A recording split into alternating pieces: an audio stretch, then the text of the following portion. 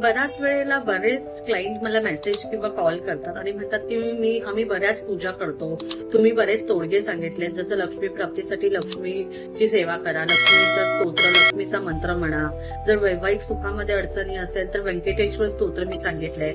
अशा बऱ्याच मी रेमेडीज दिल्यात. पण बरेच जण म्हणतात की आम्ही बरेच पूजा पाठ करतो पण आम्हाला रिझल्ट मिळत नाही. तर रिझल्ट न मिळण्याचं कारण काय की सातत्य नाहीये.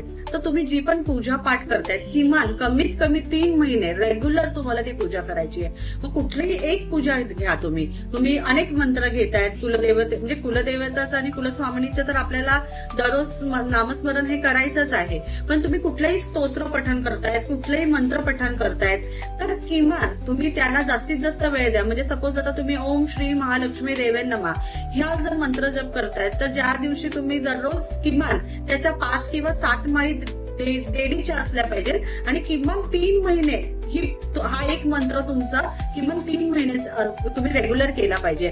मग जाऊन तो चार्ज होणार आणि मग जाऊन तुम्हाला त्याचे इफेक्ट मिळायला चालू होणार. त्याच्यामुळे नेहमी कुठल्याही पूजेमध्ये सातत्य ठेवा. किमान 2-5 मिनिटाची पूजा न करता तुम्ही ती पूजा व्यवस्थित करा. कुठलाही मंत्र जप आहे तर तुम्ही 3 ते 7 वेळा त्याचं पठण करा. कुठलंही स्तोत्र पठण करायचंय तर दररोज पठण करा. 3 ते 7 वेळा त्या स्तोत्राचं पठण करा. त्याला तुम्हाला ऍक्टिव्ह करावं लागेल आणि ऍक्टिव्ह करण्यासाठी म्हणजे किमान स्तोत्र किंवा मंत्र पठण करतो त्याचं किमान 1 लाख किंवा कमीत कमी 11,000 तरी स्तोत्र पठण किंवा मंत्र पठण झालं पाहिजे. तर तुम्हाला त्याचा रिझल्ट हा नक्की मिळेल. तर आजपासूनच तुम्हाला जी पण काही उपासना करायची आहे तर जास्तीत जास्त त्याचं पठण मंत्राचं किंवा स्तोत्राचं करायला चालू करा. श्री गुरुदेव दत्त.